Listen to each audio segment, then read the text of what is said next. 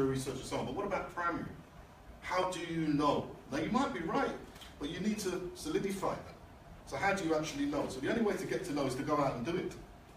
Right? It's not just sticking it in a plan like doing saying a 72-page plan. Do something like your business plan canvas.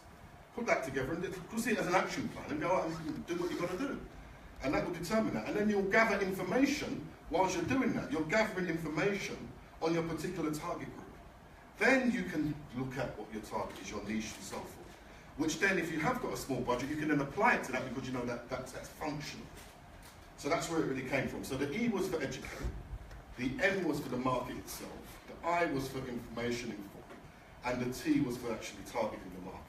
So we reversed conventional marketing and we create that model, which is emit, which means to emit yourself, release yourself from time, which is what we're living in. We're living in time, right? So it's quite interesting that was coming up earlier. Thank you very much.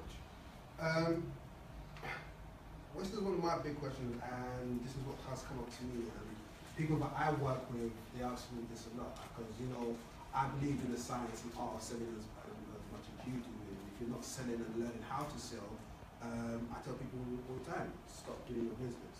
So they then ask me the simple question: okay, if I know nothing about selling, how do I get started? Good question. Well, first of all, you've got to overcome the fear. Am I right? How many of you in there say, I don't do cold calling? Eh? Come on, be honest. Come on. Who does cold calling in there? All right, great. Now, who's actually looked at the psychology behind cold calling? The science of it? Who's looked at the American science? Everyone, right? Now, who's looked at the UK science? Who knows that the UK is the market leaders in cell sciences? All right, there's a great book for those who don't know. It's called by Neil Rackman. It's called Spin Selling. You know, go and get something like that because you know you've got to apply your craft. So you're right. To overcome the fear, you've just got to do it. All right, and it's like anything else. You know, a baby learning to walk, or you going to school, or you know, you've got to overcome that fear. And if you don't overcome it, the worst that they're going to say is no. And that's the most important thing that people fear is the word no. None of us like rejection. All right, but learn to accept rejection and learn to learn from rejection because it's not really rejection. It's there. It's what the better you get at your understanding what you're doing, the skill itself, is the more you'll communicate more effectively with people. So it's not really rejection. It's what you're saying is I don't know enough about it. Or I don't believe in you enough right now. Doesn't mean I can't come back to you later. And so if you're going along the way and building up a database and these what we call relationship, keep going. That's the key. Just keep going. Have a plan of action towards yourselves, what the knowledge that you want to acquire. But take it seriously. You know, knowledge-based in selling is everything. Don't be scared to pick up the phone. Don't be scared to knock on people's doors. Don't be scared to actually go when you're going out networking to say what you are, who you are, and why you do it. Yeah, and you know you'll find over a period of time it will come. You know, I'm not going to say it's going to be easy because some people have got it, and some people have got it and they're too rushed with it as well. Because you know you'll go to networking, and people will be there. They'll be telling about their products, and you might want to say something. You don't get the opportunity. So it's about effective communication, but being the same area. You know, it's got to be asymmetric. So use your ears and ask the right questions, because good selling is all about proper questioning. Appropriate questioning that lines them up. So you know already whether that person's suitable for your product.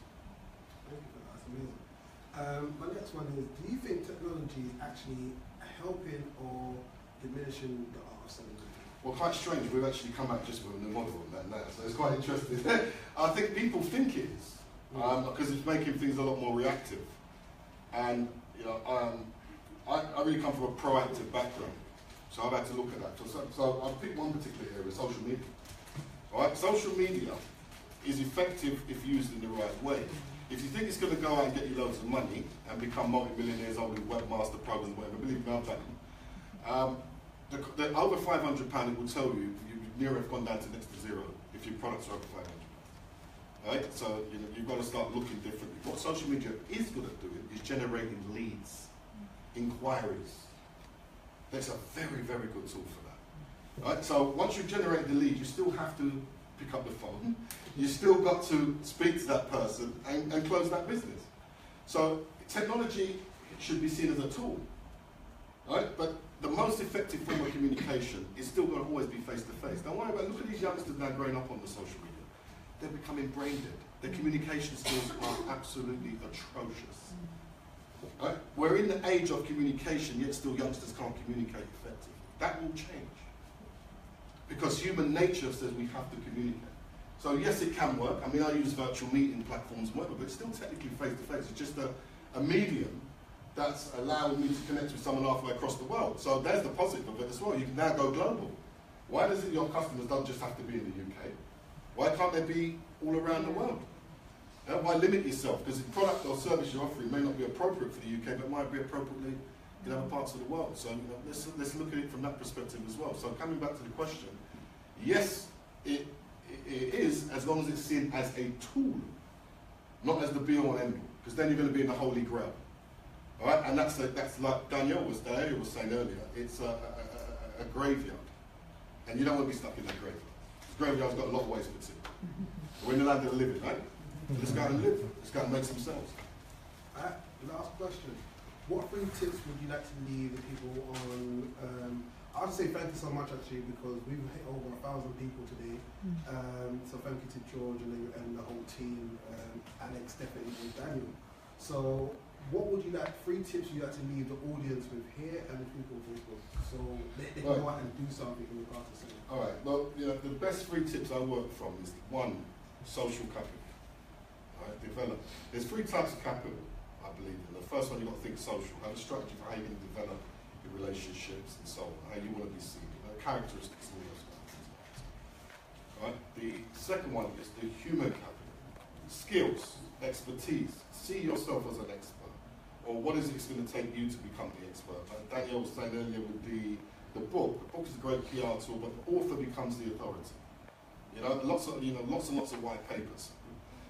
So look at the way you can build that up. Also the skills that you need to develop your business as well. Plan big. Put down the foundation for a mansion, even if you've only got a little teepee sitting on top of it. All right. What we tend to do is we put down the foundation for a 2-bedroom house, terrace house. But we want a mansion to go on top of it. What happens? It all comes tumbling down. Because it's like we're chasing the game. Don't chase the game, embrace the game. It's a journey. And the last one is financial capital. Because when the finance comes, you need to know how to manage it effectively. You've got to have the wisdom to do that. Without the right social capital, without the right human capital, the finance will come and go. You're going to struggle with it. The last thing is you want to get the finance, and then you've got to be looking, I've got to now get the skills and expertise, I've got to train my staff up to this, I've got to now go and build up this relationship with this community or this organisation. Build that as you go along. Make that part of the strategy going forward. So it may not be instant gratification with the financial side, which is what most people go in business for. But think about social. I mean, there's one particular community I can think of. It took us over 5 years to develop a relationship with that community. But we took time and we set up a hub in there, and we're still there today. And now we're starting to see the benefits of that, because the relationship, so many people came into that community, took from that community, and never gave back. And then when they got what they want, they left it and trashed it again. So their confidence was so poor. So those are the 3: social capital, human capital, and financial capital. And all 3 of those have a selling component. So think of how you're going to sell it. Okay? And that is the breakdown of it all. Remember, spirit, mind, and body. So look at it like that in terms of. Thank you so much. Can you give everybody a massive round of applause?